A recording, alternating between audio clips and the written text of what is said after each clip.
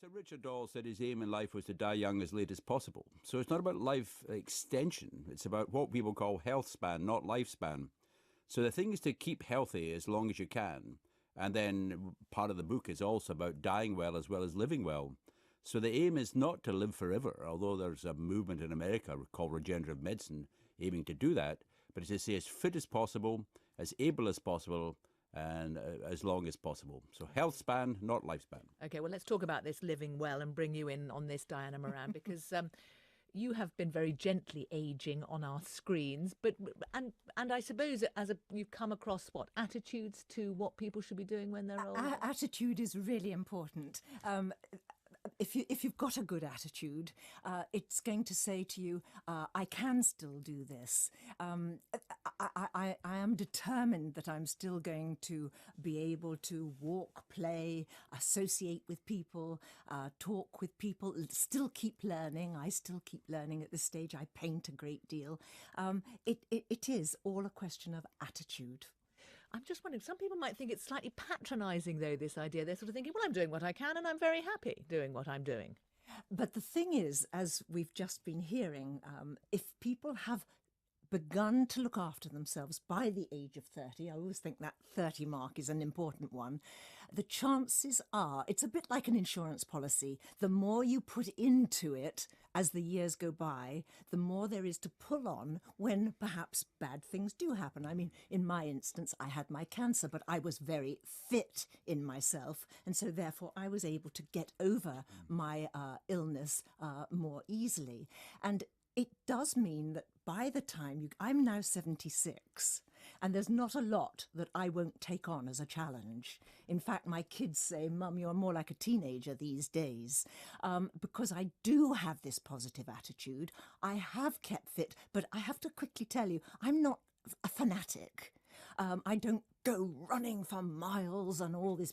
It's moderation in all things, but regular activity. Okay, so what sort of things would you both advise people to be doing? Walk. I set up a campaign called the National Campaign for Walking, particularly urban walking. I see Matthew Paris is now obsessed with his Fitbit and his the walking. So urban walking is the most important thing, and people doing an extra 30 minutes a day walking. But the stamina you get from that is only one. There's 5 S's of fitness: strength, stamina, suppleness, skill, and psychological. So in the morning, is his S for psychological? Something like that. My memory's not as good as it was. So there's the 5 S's. Physically in your prime, though. The 5 S's of fitness. So I do 10 minutes every morning of the suppleness, skill, and strength exercises, and then the stamina you get from walking. Now, the other issue is mental and social fitness. Now, you see, we lump together 65 to 105. If the 70s stopped helping the neighbour, the NHS would collapse tomorrow. The voluntary organisations are run by people in their 70s, and the evidence we have is that the thing that's probably best for your health is to get involved in helping other people. Become a counsellor, set up a business, help your grandchildren. It's getting active in all ways. Okay, Diana, for you, what would you advise people beyond walking? It's making certain that I've got good flexibility and suppleness. But of course, let's just go back to the walking for a minute, because also women, particularly of my age, are going to be presenting with osteoporosis. So if we can do weight-bearing exercises, which is what walking is, we're going to help ourselves prevent osteoporosis. I've been told there is an exercise you can do seated in a chair. We have internet cameras and things like that. Is there something can we have the green goddess in action in the studio? Well, I'll tell you something that a lot of us these days are peering over the computer all the time, aren't we? Incidentally, tell me about as it. we get older, you've got to stay up. You've got to be computer literate. Stand up too. And stand up too. But so we can stand away from.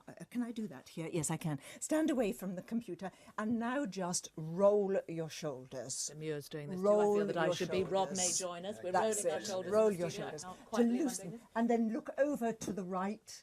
Look back to the centre. Look over to the left.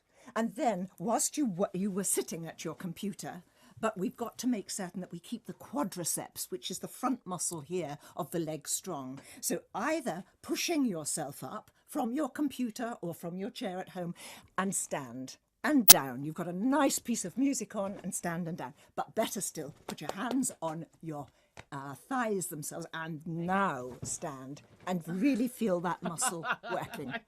Even I can do this. It's most important that we keep our bodies in good nick.